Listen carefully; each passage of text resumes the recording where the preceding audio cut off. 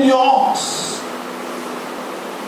Et c'est pourquoi Jean chapitre 17, verset 3 nous dit, la vie éternelle c'est de connaître toi le seul vrai Dieu et celui que tu as envoyé qui?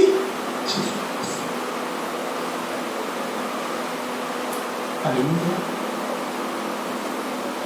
Frères, sœurs, je le dis et je le répète, l'intimité, nous sommes en train de parler de l'intimité. L'intimité veut dire la profondeur. Si tu connais quelqu'un, si tu veux marcher avec cette personne, tu vas chercher à les connaître dans la profondeur. Et Dieu c'est pareil. Dieu c'est pareil, frère. Mes sœurs, Dieu c'est pareil. Il faut entrer en profondeur. 1 Timothée chapitre 2.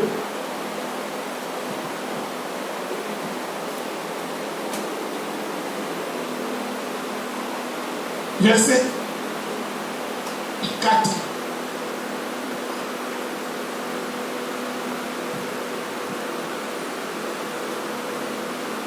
Qui veut servir Dieu?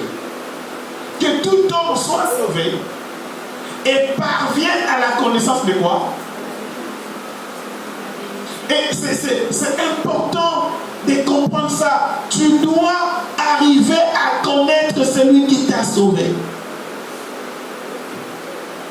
Alléluia. Cherche à les connaître.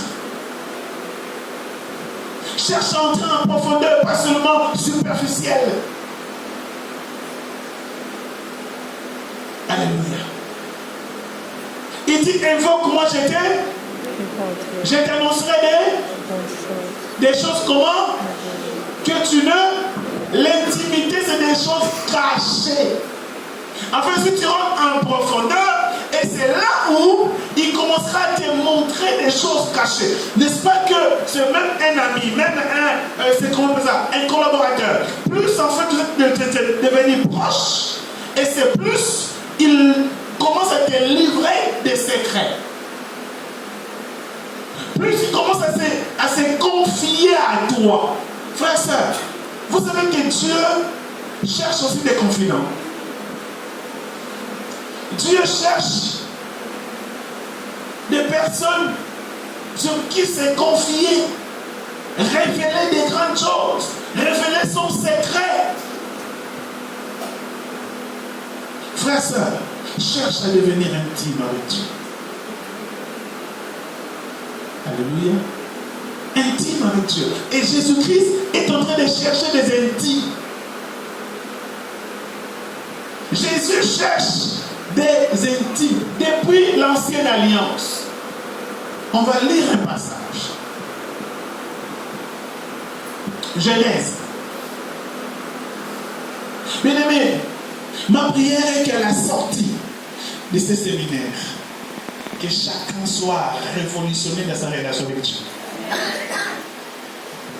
Que chacun soit révolutionné dans sa communion, dans sa relation avec Dieu. Il va dire, mon peuple périt parce qu'il lui manque quoi? La connaissance. Le problème, l'église n'est pas enseignée. Comme l'église n'est pas enseignée, le peuple de Dieu reste, si vous voulez, c'est comme quelqu'un dit, c'est superficiel ou pathétique. Reste, comment on appelle ça? Des bébés éternels. Parce qu'il n'y a pas d'enseignement. Les gens ne sont pas assis dans la parole. Et ce qui fait que nous péchons contre Dieu. Nous péchons contre le Saint-Esprit. Nous péchons contre, comment on appelle ça? C'est la parole de Dieu. Parce que nous ne sommes pas au courant, nous ne sommes pas enseignés. On a dit, on a dit, enseignez-leur à observer tout ce que je vous ai.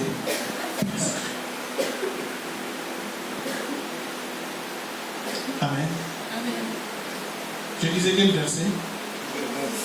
Hein? Genèse chapitre 18.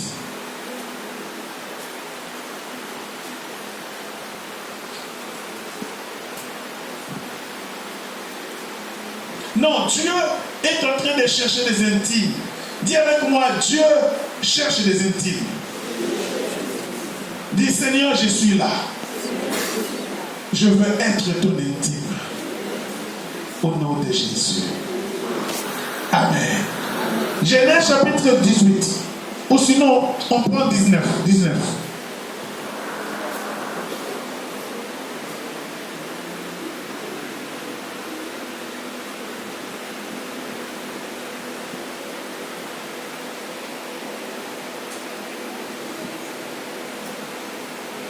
Non, je me suis trompé. C'est bien 18. C'est bien 18. Genèse 18, à partir du verset 17. Alors Abraham, l'Éternel dit, cacherai-je à Abraham ce que je veux faire? Cacherai-je à Abraham ce que je veux faire? Abraham deviendra certainement une grande nation et puissante. En lui seront bénies toutes les nations, comment? De la terre. Car je l'ai choisi afin qu'il ordonne à ses fils et à sa maison après lui de garder la voie de l'Éternel en pratiquant la droiture et la justice, et qu'ainsi l'Éternel accomplisse en faveur d'Abraham le promesse qu'il lui a comment? Il dit, cacherai-je quelque chose à Abraham? Dans notre version dit, Abraham était l'ami de Dieu. Donc, en tant qu'ami, on ne peut pas cacher des secrets. Dieu n'était pas obligé de révéler à Abraham ce qu'il voulait faire à Sodome. Mais parce qu'Abraham était l'ami. Dans Jean chapitre 17, 15 plutôt, Jésus s'est dit, je ne vous appellerai plus serviteur, je vous appellerai ami. Ami pourquoi? Parce que dans ami, il y a âme. Là.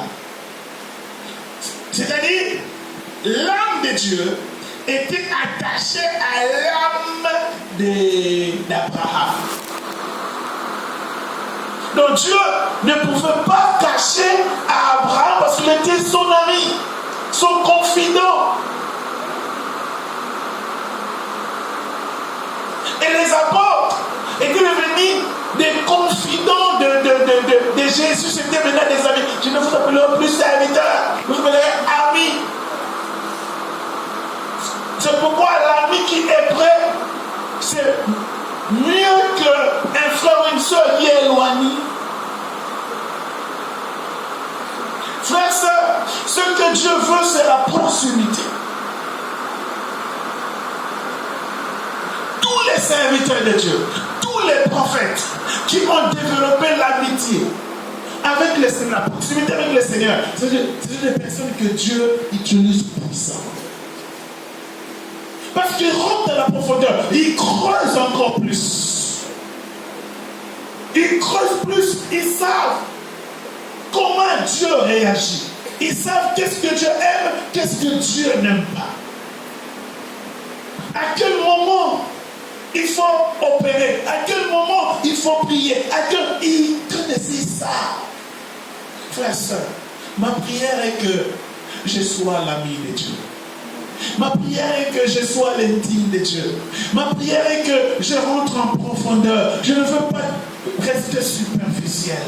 Je vais dire à quelqu'un, à partir de ce soir, il faut que tu comprennes que ta vie chrétienne, la réussite de tout ce que tu fais, dépend de ta proximité avec le Seigneur. De ton amitié avec le Seigneur. De ta communion avec le Seigneur. De ton intimité avec le Seigneur. Alléluia.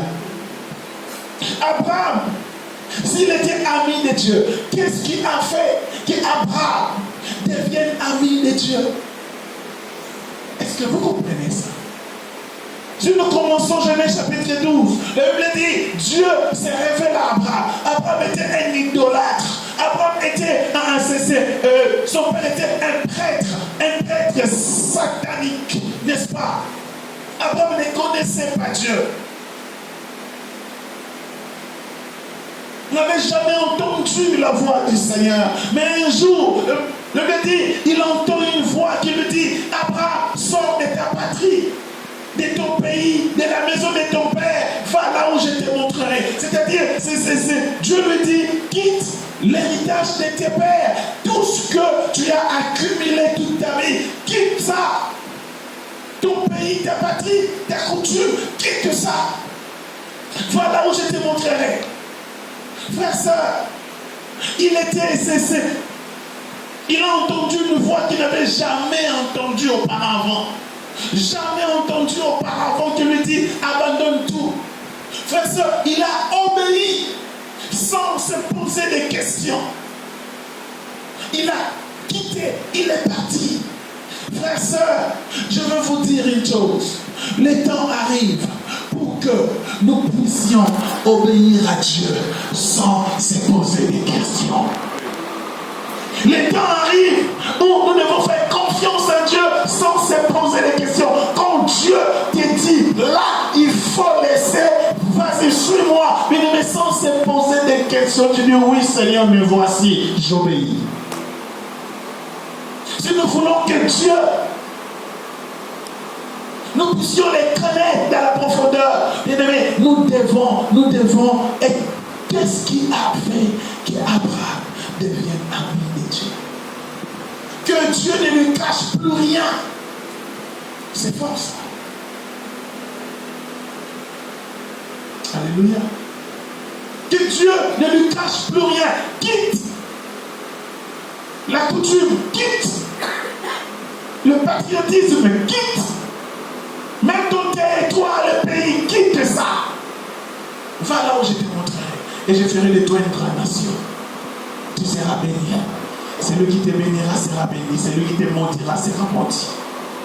Par toi, toutes les nations, toutes les familles de la terre seront bénies par toi. Frères et sœurs, le fruit de la puissance. Voilà la chose qui a fait qu'Abraham devienne ami de Dieu. Frères et sœurs, malgré qu'il n'avait pas d'enfant, mais il a cru en Dieu, il a fait confiance au Seigneur.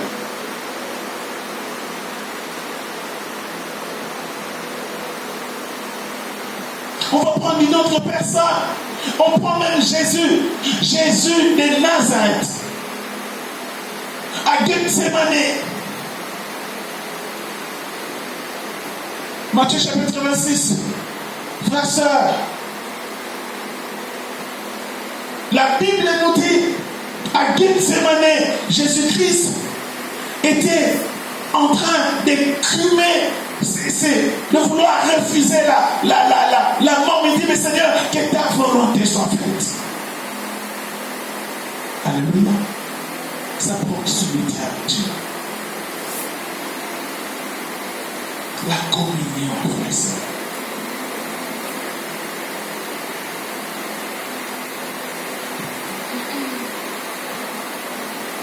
On va prendre quelques passages bibliques. On va les lire ensemble.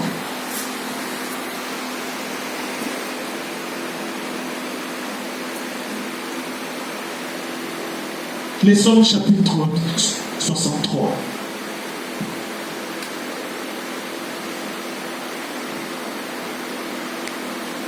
Psaume chapitre 63.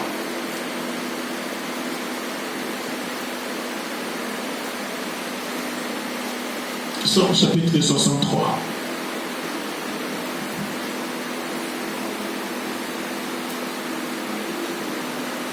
Quelques exemples de personnes qui avaient la proximité avec Dieu. On a pris l'exemple d'Abraham. Ça c'est l'exemple de David. Chapitre 63.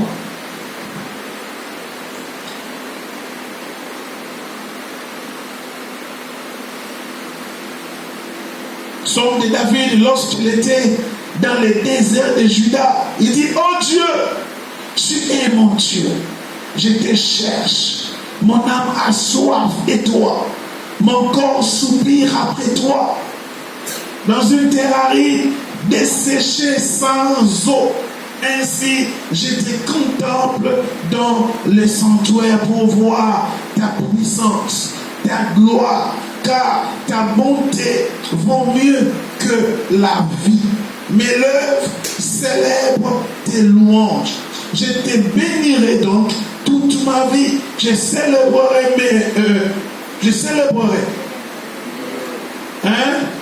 je lèverai plutôt mes mains en ton nom, n'est-ce pas? Et mon âme sera rassasiée comme, n'est-ce pas, des mets gras et succulents.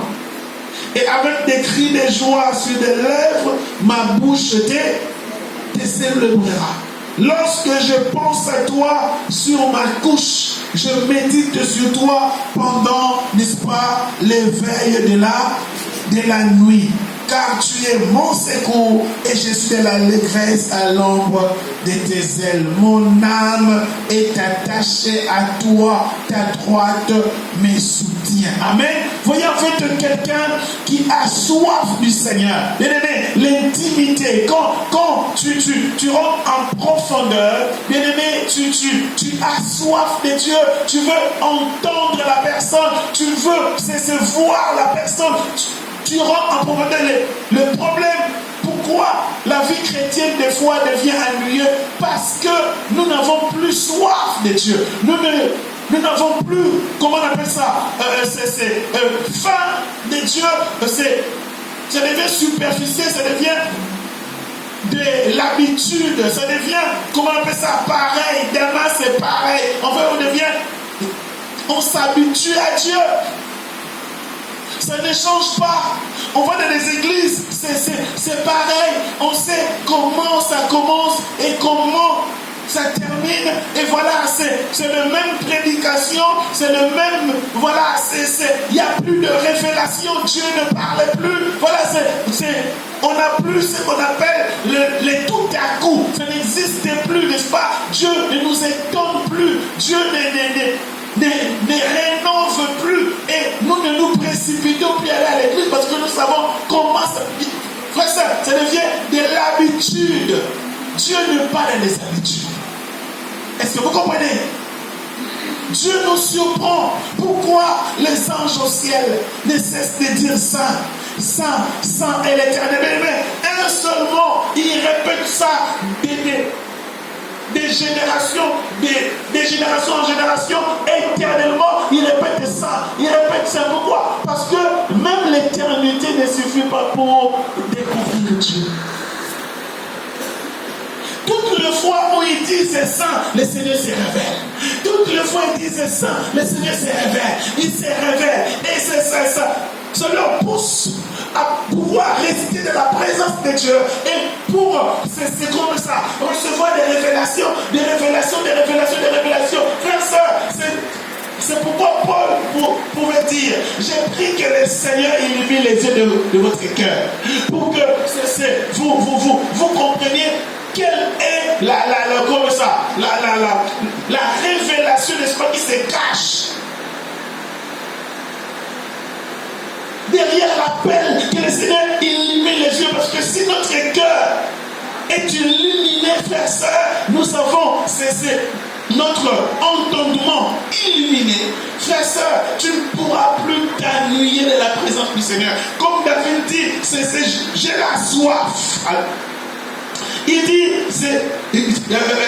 mon Dieu, tu es mon Dieu, je te cherche, mon âme a soif de toi et mon corps soupire après toi. Même en fait que les corps soupirent, les corps physiques, quand l'âme a soif, les corps physiques, c'est comme ça. C'est comme une personne qui est addict à la drogue. Vous voyez, si en fait il n'a plus la drogue, qu'est-ce qui se passe?